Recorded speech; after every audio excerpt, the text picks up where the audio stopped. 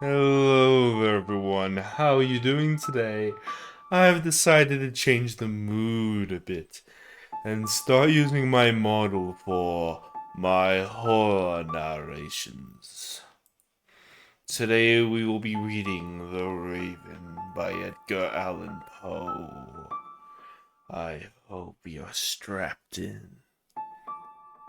Please like and subscribe, and without further ado, let's get started.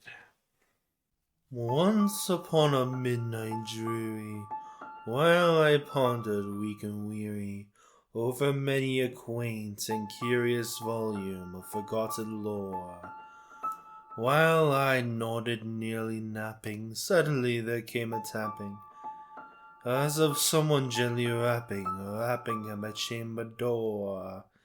"'Tis some visitor," I muttered, tapping at my chamber door. Only this and nothing more. Ah, distinctly I remember it like it was in the bleak December. Each separate dying ember wrought its ghost upon the floor. Eagerly I wished the morrow, vainly I had sought to borrow from my books a case of sorrow. Sorrow for the lost Lenore, for the rare and radiant maiden, whom the angels name Lenore, nameless here forevermore. And the silken, sad, uncertain rustling of each purple curtain thrilled me, filled me with fantastic terrors never felt before. So that now, to still the beating of my heart, I stood repeating, "'Tis some visitor entreating at the entrance at my chamber door. Some late visitor entreating entrance at my chamber door. This is it, and nothing more." Presently my soul grew stronger, hesitating then no longer. "Sir," said I, "or madame, truly your forgiveness I implore. But the fact is I was napping, and so gently you came rapping that I scarce was sure I heard you. Here I opened the door. Darkness there and nothing more. Deep into that darkness peering, long I stood there wondering and fearing, doubting, dreaming dreams no mortal ever dared to dream before. But the silence was unbroken, and the stillness gave no token, and the only word there spoken was the whispered word, "Lenore." This I whispered, and an echo murmured back the word, "Lenore." Merely this and nothing more. Back into the chamber turning, all my soul within me burning, soon again I heard a tapping, somewhat louder than before. "Surely," said I, "surely, that this is something at my window lattice. Let me see then what thereat is, and this mystery explore. Let my heart be still a moment, and this mystery explore. 'Tis the wind and nothing more." Open here I flung the shutter, when with many a flirt and flutter in there stepped a stately raven of saintly days of yore. Not the least obstinance made he, not a minute stopped or stayed he, but with mine of a lord or lady perched upon my chamber door. Perched upon the bust of Pallas, just above my chamber door. Perched and sat and nothing more. Then this ebony bird beguiling my sad fancy into smiling, By the grave and stern decorum of the countenance it wore, ghastly, grim, and ancient raven, wandering from the nightly shore, tell me what thy lordly name it is on night Plutonian shore.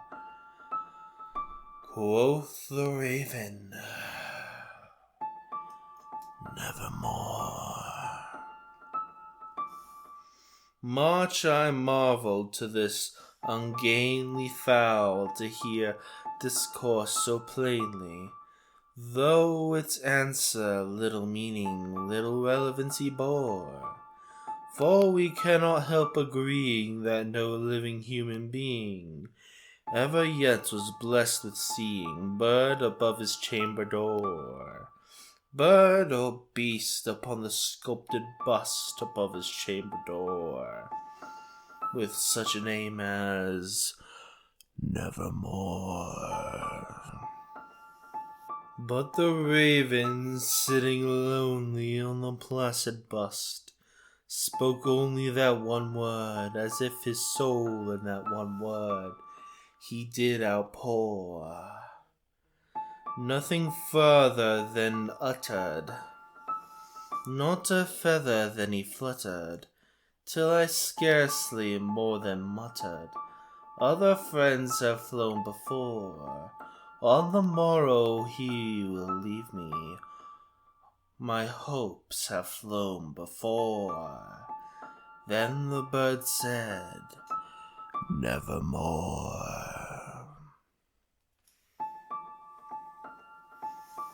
Startled at the stillness broken by my reply so aptly spoken, doubtless, said I, what it utters is its only stock and store, caught from some unhappy master, whom unmerciful disaster followed fast and followed faster, till his songs one burden bore, till the dirges of his hope that melancholy burdens bore, of nevermore.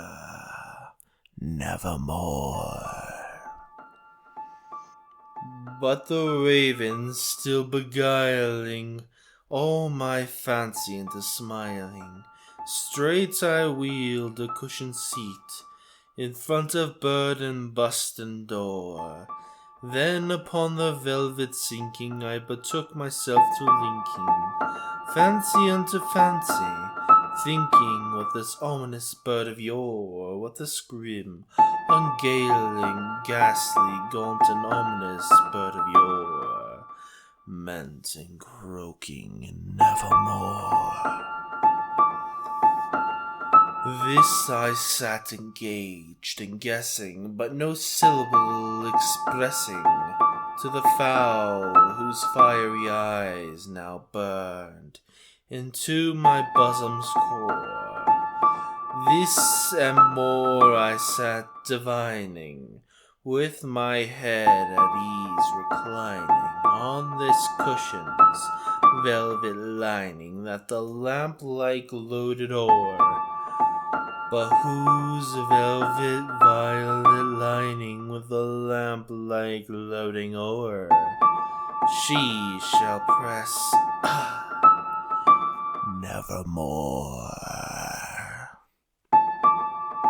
Then methought the air grew denser, perfumed from an unseen censer, swung by seraphim, whose footfalls tinkled on the tufted floor.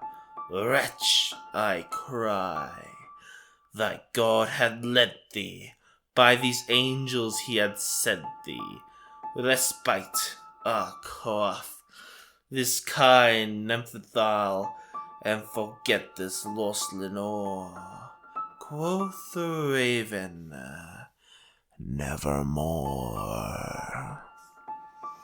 Prophet, said I, thing of evil, prophet still, if bird or devil, by heavens that bends above us, by that God we both adore, tell this soul with sorrow laden, within the distant Aiden, It shall clasp a sainted maiden whom the angels named Lenore. Clasp a rare and radiant maiden whom the angels named Lenore. Quoth the raven, nevermore. Be that word or sign of parting, bird or fiend, I shrieked upstarting, get thee back into the tempest, and the night's Plutonian shore. Leave no black plume as a token of that lie thyself hath spoken. Leave my loneliness unbroken. Quit the bust above my door. Take thy beak out from my heart, and take thy form off of my door. Quoth the raven, nevermore. And the raven, never flitting, still is